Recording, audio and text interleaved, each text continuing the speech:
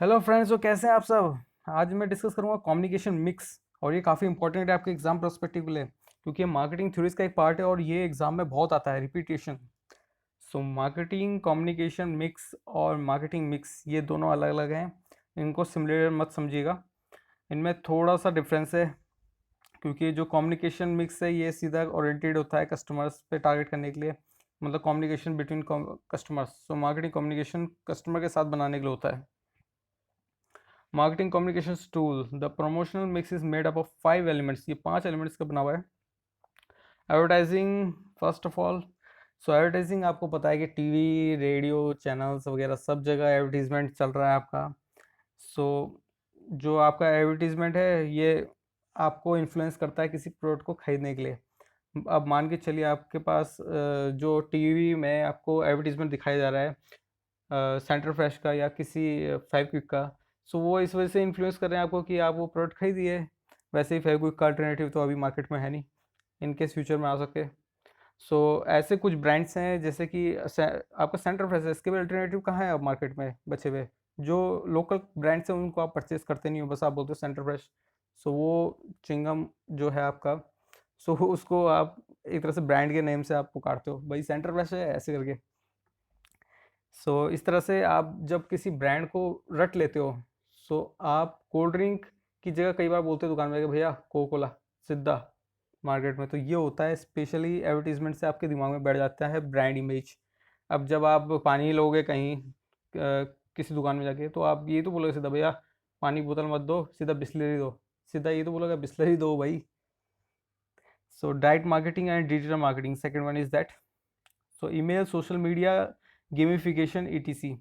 So digital marketing में आपका होता है जो टारगेटेड कस्टमर होते हैं, जैसे एक group of bunch of people, उन्हीं को सिर्फ टारगेट करना होता है। जो आपका टेलीविज़न होता है, जो एडवर्टीजमेंट होता है, उसमें जो टारगेट ऑडियंस होती है वो मिस हो जाती है। मतलब कि आपका एडवर्टीजमेंट हर कोई देख रहा है, जो टारगेट ऑडियंस है वो भी देख रही है, क्या पता वो छूट भी जाए, तो ऐसा हो सकता है। बट डायरेक्ट मार्केटिंग, इसमें जो आपका digital email social media platform होते हैं, इसमें सिर्फ टारगेट कस्टमर्स को किया जाता है जो परचेज कर सकते हैं इस प्रोडक्ट को। जैसे आपके कई सारे ईमेल्स में आते हैं कि हाँ ये पॉलिसी खरीद लीजिए, वो खरीद लीजिए, क्रेडिट कार्ड खरीद लीजिए। सो वो टारगेट करते हैं एक पर्टिकुलर सेगमेंट कस्टमर्स को, क्योंकि उन्हें पता है कि या तो सैलरी पर्सन होगा या स्टूडेंट होगा, इसको लोन की रिक्वायरमेंट होगी या फिर कार्ड की ज़रूरत तो पड़ेगी पड़ेगी। इस वजह से होता है एक direct marketing.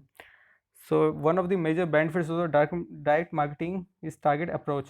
So if you done the best and the most accurate market research on your customers, you will know exactly who to target. It's also attractive to marketers because its results can be directly measured. So ये targeted customers, आप एक तरह से example, आपने कभी YouTube में अगर कभी चैनल बनाया हो, उसमें आप देख सकते हैं कि वो एक पर्टिकुलर टारगेट कस्टमर को ही आपकी वीडियोस दिखाएगा अगर आप उसमें प्रीमियम अकाउंट परचेज करते हैं। नहीं भी करते हैं तो एक तरह से आप समझ लीजिए कि अगर आप किसी को कोई मतलब एडवर्टीजमेंट दिखाना चाहते हैं, बाय द वे मैं कोई कंपनी का ओनर हूँ, मैं एडवर्टीजमेंट दिखाना चाहता हूँ 15 to 20 एज ग्रुप्स के लिए। मैं ईमेल मार्केटिंग और इन सोर्स ऑफ डायरेक्ट मार्केटिंग से मैं उस सेगमेंट को टारगेट कर सकता हूँ easily. Public relations. So public relations turns brand message into stories that appeal to the media and its target audience. It amplifies news strategies and campaigns to create a positive view of company through partnership with newspapers, journalists, and other relevant organizations. But not everything can be shared via publications. इसमें everything मतलब कि जैसे आपकी other channel of है उसमें आपका ये होता है कि इंफॉर्मेशन प्रोवाइड की जाती है डिटेल में। इसमें कई बार ऐसा होता है कि डिटेल में इन्फॉर्मेशन नहीं प्रोवाइड की जाती है एज़ पर दी सिक्योरिटी, क्योंकि ये होता है कि जो कॉम्पिटिटर्स होते हैं वो भी आपका प्रोडक्ट क्या पता वॉच कर लें, जो उसकी बेसिक डिटेल्स हैं। इस वजह से भी इसको जो पर्सनल पब्लिक रिलेशंस होते हैं, इसमें आपका ये बातें छुपाई जाती हैं। Usually anything considered to salesly is no. A great PR campaign revolves around a public interest. Public interest के बेस पे होता है, और जो इसमें जो पब्लिक इंटरेस्ट का है, जैसे कि मेरा कोई किसी प्रोडक्ट में ज़्यादा इन्वॉल्वमेंट है, मतलब कि मैं किसी चीज़ को ज़्यादा यूज़ कर रहा हूँ।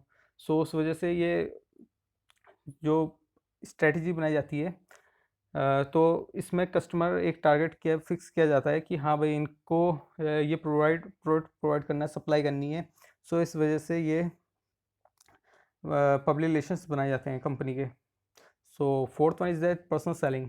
सो पर्सनल सेलिंग आपका हो गया या तो डोर टू डोर कैंपेन, या फिर आपका जो एक तरह से, और आपने देखा होगा सेल्समैन आपको प्रोवाइड करता है डिटेल्स किसी प्रोडक्ट की, या फिर कोई एलआईसी एजेंट आपको डिटेल्स प्रोवाइड करता है।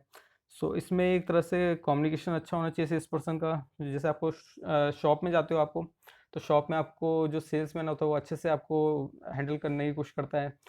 इलेक्ट्रॉनिक शॉप में जाते हो आप, वहाँ भी। सो वहाँ ये सब आपको डिटेल क्यों प्रोवाइड करता हो, वो आपको इन्फ्लुएंस करने की कोशिश करता है। आप कार लेने जाते हो तो आपको वहाँ भी सेल्समैन आपको ये ज़्यादा से ज़्यादा इन्फ्लुएंस करने की कोशिश करता है कि आप कार खरीदें ही खरीदें। वो कई बार आपको खामियां छुपाने की कोशिश करेगा उस व्हीकल की, और ये बताने की कोशिश करेगा कि वो गाड़ी सबसे बढ़िया गाड़ी है दुनिया की। तो आप उसकी बातों में आ जाते हैं कई बार पर्सनल सेलिंग में। और सेल्स प्रमोशन, तो सेल्स प्रमोशन आपका स्ट्रैटेजी बनाई जाती है कि कैसे डिस्काउंट वगैरह लगा के भाई पकड़ा दो किसी को भी। सो कई बार ऐसा होता है कि ओल्ड प्रोडक्ट्स होते हैं उन पे ज़्यादा से ज़्यादा डिस्काउंट देके भाई जल्दी से जल्दी स्टॉक आउट करो। सो ये होता है बेसिकली सेल्स प्रमोशन का पार्ट। सेल्स प्रमोशन में न्यू स्टॉक होता है, उसमें डिस्काउंट नहीं मिलता, ये आप समझ लीजिए। जो ओल्ड स्टॉक होता है जो कि आउट ऑफ डेट होने वाला होता है, उसमें ज़्यादा से ज़्यादा डिस्काउंट दिया जाता है कंपनी की तरफ से। हाँ, नए स्टॉक में अगर कहीं पे ज़्यादा बंच ऑफ सेल्स हो रही हो तो उस वजह से कुछ परसेंटेज ऑफ डिस्काउंट मिल जाता है, बट इतना बड़ा डिस्काउंट नहीं मिलता जितना मार्जिन ऑफ डिस्काउंट आपको ओल्ड प्रोडक्ट्स में मिले, या फिर ओल्ड आपको क्लोथ या गारमेंट शॉप्स में मिले। तो ये आप समझ लीजिए सेल्स प्रमोशन का पार्ट है। When conducting a sales promotion, it is important to consider how much is cost and whether the volume of sales will make up for the lost revenue. So whether it will build loyalty for just attract one of purchasers. If the promotion fits with the brand's image. So ये सारे के सारे तीन stance आपको समझ लेने चाहिए कि आपको जब सेल्स प्रमोशन करना है कि कैसे आपको इन्फ्लुएंस करना है पहले, और कैसे आपको एक स्ट्रेटजी बना के जो कस्टमर्स बेस है उसको बनाए रखना है, जो न्यू कस्टमर्स है वो कैसे इन्फ्लुएंस होंगे। सो ये सारी स्ट्रेटजी बना के रखनी है। Loyalty cards are the more recent addition to the sales promotion. So loyalty cards भी होते हैं जो कई सारे जो रिपीटेड कस्टमर्स होते हैं, जो कि पोटेंशियल कस्टमर्स होते हैं, क्लाइंट्स होते हैं। सो उनके लिए होता है एक तरह से कई बार, जो कि एक तरह से जिन पे जो प्रोडक्ट्स हर महीने आ रहे हैं जैसे खरीदने, कोई हफ्ते में आ रहा है आपसे प्रोडक्ट खरीदने के लिए, तो उनके लिए एक तरह से कंपनी या फिर जो एक तरह से रिटेलर ओनर होता है वो एक तरह से ऑफर उनके लिए बना के रखता है। सो ताकि वो रिपीट मतलब और ज़्यादा बेनिफिट ले पाएँ और कंपनी को भी प्रॉफिट हो सके। सो कम्युनिकेशन मिक्स के ये 5 पार्ट्स मैंने आपको अभी बता दिए हैं। इसके साथ साथ एडिशनल थोड़ा सा बता देता हूँ कि सोशल मीडिया जो कि आपका डायरेक्ट एडवर्टाइजिंग का था पार्ट, डायरेक्ट प्रमोशन का, a relatively new tool and they're always expanding with the next big thing. Social media has changed the way we communicate. As part of the direct marketing section of the communications mix, it can be used to advertise, retain, and gain customers, gather feedback about products or services, and as a customer service tool. So social media एक ऐसा platform है जैसे कि आप जो दूसरे platform से उससे ज़्यादा बेनिफिशियल इसमें यह है कि आपको कस्टमर रिव्यूज़ बहुत जल्दी मिल जाते हैं, और इससे आप अपने प्रोडक्ट में किस तरह के मॉडिफिकेशन चेंजेस करना चाहते हैं ताकि आप मार्केट में और मजबूती से आप आ सकें। सो वो आप जल्दी कर सकते हैं, मतलब पॉलिसी डिसीजंस, आइडियाज़ और स्ट्रैटेजी आप कितनी जल्दी बना सकते हैं, वो सारे के सारे आप इम्प्लीमेंट जल्दी कर सकते हैं। स्पॉन्सरशिप, सो स्पॉन्सर आपको पता है कि कई बार क्रिकेट या फिर इस तरह के जो गेम्स होते हैं या फिर अदर टाइप्स होता है उसमें स्पॉन्सरशिप्स होती हैं। सो स्पॉन्सरशिप एक तरह से उस जितने भी वो जैसे आपका क्रिकेट चल रहा है, सो उसमें जितने भी एडवर्टीजमेंट होंगे उसमें मेजर जो स्पॉन्सरशिप कंपनी होती है उसके एडवर्टीजमेंट ज़्यादा दिखाए जाते हैं, क्योंकि वो जो स्पॉन्सरशिप कंपनी होती है उसने वो पूरा का पूरा जो ऑर्गेनाइज़ किया होता है इवेंट, उसका उसमें काफ़ी ज़्यादा पैसा लगा होता है। सो इस वजह से ये एक एडवर्टीजमेंट का भी तरीका होता है, क्योंकि ज़्यादा से ज़्यादा व्यूअर्स उस चीज़ को देखते हैं, उस जैसे क्रिकेट को इवेंट को ज़्यादा से ज़्यादा लोग देखते हैं। सो इस वजह से स्पॉन्सरशिप में की होड़ ज़्यादा लगी रहती है, और हाई कॉस्ट भी होती है स्पॉन्सरशिप की। सो स्पॉन्सरशिप हो गया आपका, इसको आप एक तरह से नोट्स बना के आप एग्ज़ाम के लिए बना सकते हैं। So product packaging, packaging is an element, जो प्रोडक्ट पैकेजिंग होता है। सो आप मान के चलिए पैकेजिंग आपकी कोई प्रोडक्ट की पैकेज हो रखी है, पैकेजिंग जो बाहर से होता है। हाँ, तो अगर मान के चलिए आप कॉम्पिटिटर से कम्पीट करना चाहते हैं तो आपको ज़्यादातर अच्छा अपना प्रोडक्ट की पैकेजिंग करनी पड़ेगी, जिससे कि जो कस्टमर है वो इन्फ्लुएंस भी हो और उसके लिए सूटेबल भी हो एज़ कम्पेयर टू अगर अदर।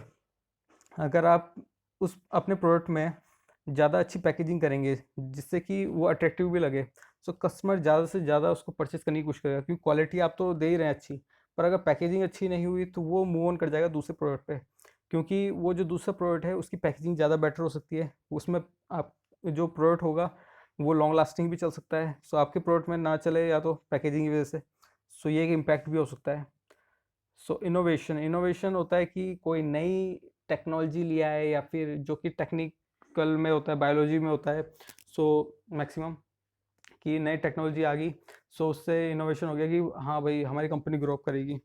सो इनोवेशन एक तरह से करते रहना कंपनी के लिए ज़रूरी भी है कि सर्वाइव करने के लिए मार्केट में। अगर कंपनी इनोवेशन नहीं करेगी, सिर्फ अपने ओल्ड प्रोडक्ट्स को ही रिलॉन्च करती रहेगी, सो वो मार्केट में सर्वाइव नहीं कर पाएगी फ्यूचर में। सो आप ये समझ लीजिए। और कि अगर आप प्रोडक्ट में इनोवेशन नहीं लाएंगे, कोई कंपनी प्रोडक्ट में इनोवेशन नहीं ला रही, वही प्रोडक्ट रीलॉन्च करे जा रही है, सो उसकी मार्केट में सेल्स अपने आप गिरती जाएगी। एज एग्जांपल दे देता हूँ मैं आपको, माइक्रोमैक्स का ले लीजिए।